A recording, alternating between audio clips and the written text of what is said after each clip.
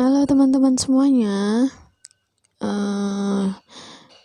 Di sini saya Ingrid Zega, NIM 03 2019 009. Nurse 2A ingin menjelaskan atau membacakan kepada kita yaitu asuhan keperawatan pada klien dengan diabetes mellitus. Apa itu definisi diabetes mellitus? Diabetes mellitus adalah gangguan metabolisme yang secara genetis dan klinis termaksud heterogen dengan manifestasi berupa hilangnya toleransi karbohidrat. Diabetes mellitus adalah gangguan metabolik kronik yang tidak dapat disembuhkan, tetapi dapat dikontrol, yang dikarakteristikkan dengan ketidakadekuatan penggunaan insulin. Selanjutnya, etiologi diabetes mellitus. Yang pertama, diabetes tipe 1.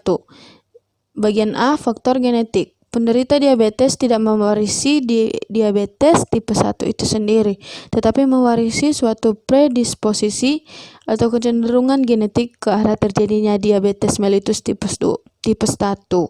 Kecenderungan genetik ini ditemukan pada individu yang memiliki tipe antigen HLA. Bagian B, faktor-faktor imunologi.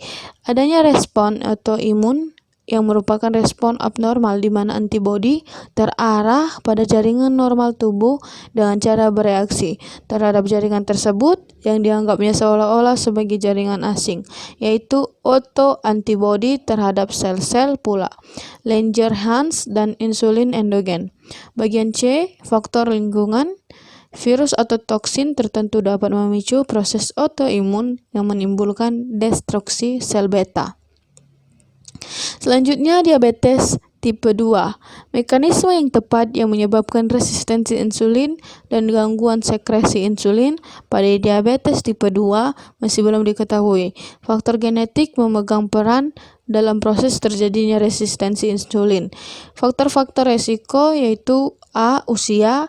Resistensi insulin cenderung meningkat pada usia di atas 65 tahun. Bagian B. Obesitas. C. Riwayat keluarga. Setelah itu, patofisiologi diabetes mellitus. Pada diabetes tipe 1 terdapat ketidakmampuan untuk menghasilkan insulin karena sel-sel beta pankreas telah dihancurkan oleh proses autoimun. Hiperglikemi. Puasa terjadi akibat produksi glukosa yang tidak terukur oleh hati. Di samping itu, glukosa yang berasal dari makanan tidak dapat disimpan dalam hati, meskipun tetap berada dalam darah dan menimbulkan hiperglikemia postprandial atau sesudah makan. Jika konsentrasi glukosa dalam darah cukup tinggi, maka ginjal tidak dapat menyerap kembali semua glukosa yang tersaring keluar. Akibatnya, glukosa tersebut muncul dalam urin atau glukosuria. Selanjutnya, diabetes tipe 2. Pada diabetes tipe 2 terdapat dua masalah utama yang berhubungan dengan insulin, yaitu resistensi insulin dan gangguan sekresi insulin. Normalnya insulin akan terikat dengan reseptor khusus pada permukaan sel. Sebagai akibat terikatnya insulin dengan reseptor tersebut, terjadi suatu rangkaian reaksi dalam metabolisme glukosa di dalam sel.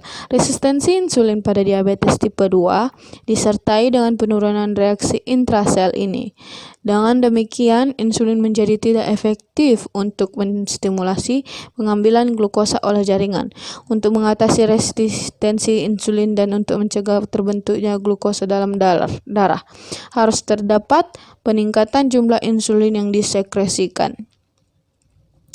Selanjutnya, di sini kita bisa lihat skema keturunan infeksi gaya hidup di kehamilan obesitas pada diabetes mellitus. Di sini teman-teman bisa melihatnya. Selanjutnya tanda dan gejala diabetes mellitus.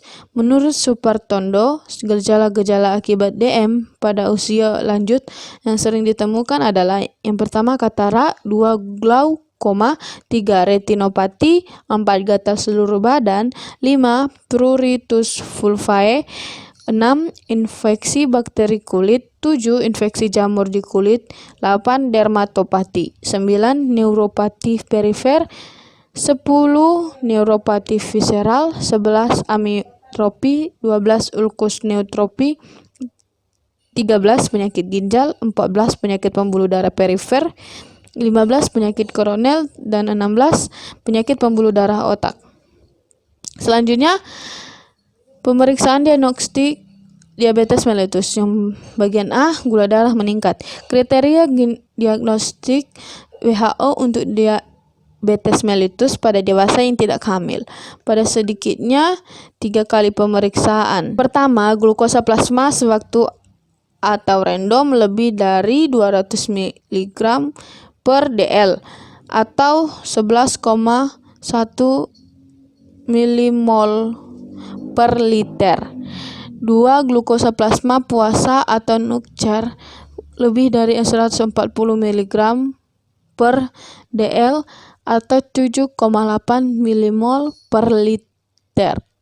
3. Glukosa plasma dari sampel yang diambil 2 jam kemudian sesudah mengkonsumsi 75 gram karbohidrat atau 2 jam postprandial lebih dari 200 mg per dl.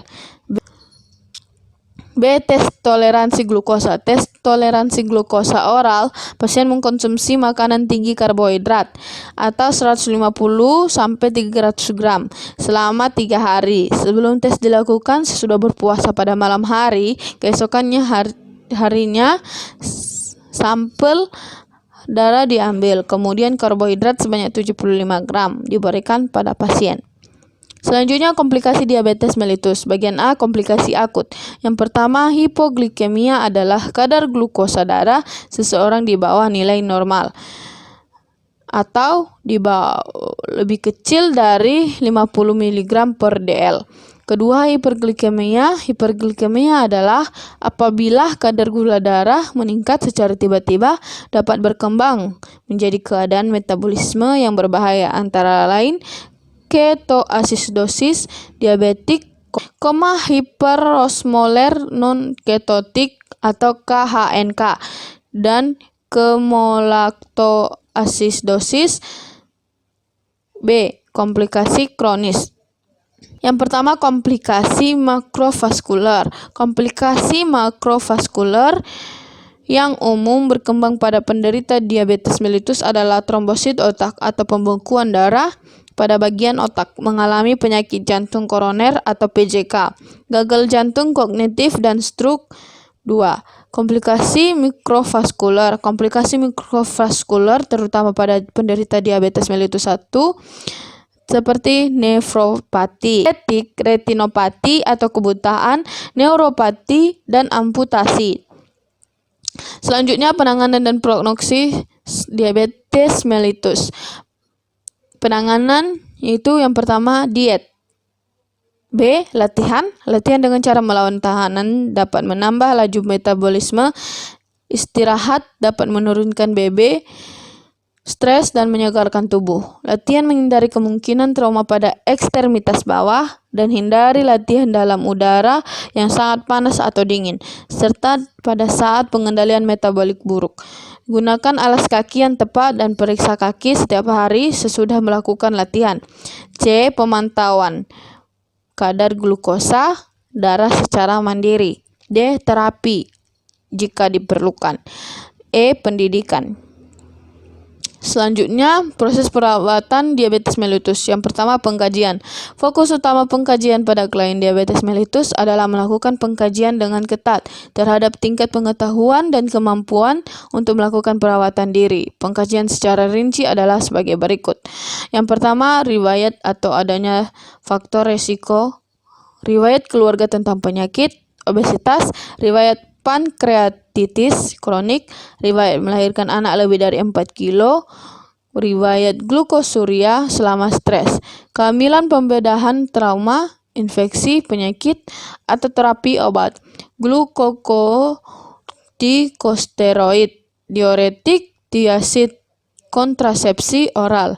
Yang kedua, kaji terhadap manifestasi diabetes mellitus, poliuria, polidipsia, polifagia, penurunan berat badan, pruritus vulvular, kelelahan, gangguan penglihatan, peka, rangsangan, dan kram otot. Temuan ini menunjukkan gangguan elektrolit dan terjadinya komplikasi aterosklerosis. Yang ketiga, pemeriksaan diagnosis. Bagian A, tes toleransi glukosa atau TTG memanjang atau lebih besar dari 200 mg per dl. Biasanya tes ini dianjurkan untuk pasien yang menunjukkan kadar glukosa meningkat di bawah kondisi stres. Bagian B, gula darah puasa, normal atau di atas normal. C, hemoglobin glikolisat di atas rentan normal. D, urinalisis positif terhadap glukosa dan keton. E, kolesterol dan kadar trigliserida serum dapat meningkat, menandakan ketidakadekuatan kontrol glikemik dan peningkatan propensitas pada terjadinya aterosklerosis. Selanjutnya, 4. Kaji pemahaman pasien tentang kondisi, tindakan, pemeriksaan, diagnostik, dan tindakan perawatan diri untuk mencegah komplikasi. 5. Kaji perasaan pasien tentang kondisi penyakitnya. Adapun data subjektif serta objektif yang dapat kita tentukan baik sebelum dan sesudah operasi dilakukan di antaranya. Pengelompokan data. Bagian A, data subjektif. Yang pertama, klien mengatakan nyeri dan kemerahan kebas pada bagian kaki kanan dan bagian pinggang setelah bangun pagi mau sholat subuh. 2. Klien jarang melakukan aktivitas di luar rumah, merasakan nyeri saat digerakkan. 3. Klien kurang mengetahui tentang penyakit yang dideritanya dan kurang mengetahui tentang makanan yang dihindari dan dianjurkan. B. Data objektif. Klien terlihat meringis dan memegangi bagian kaki yang nyeri. 2. Klien terlihat susah saat berjalan. 3. Klien terlihat kebingungan dan bertanya-tanya tentang penyakitnya. Selanjutnya, diagnosa yang mungkin muncul. Yang pertama, nyeri akut berhubungan dengan agen injuri biologis atau penurunan perfusi jaringan perifer atau hipoksia perifer. Yang kedua, kerusakan integritas jaringan berhubungan dengan faktor mekanik, adanya abses akibat injuri eksternal atau luka tusuk. 3. Defisit volume cairan berhubungan dengan kegagalan mekanisme pengaturan absorpsi cairan. 4. Perfusi jaringan tidak efektif berhubungan dengan hipoksemia jaringan. 5. Ketidakseimbangan nutrisi kurang dari kebutuhan tubuh berhubungan dengan faktor biologis. Bye-bye, terima kasih sudah menonton teman-teman.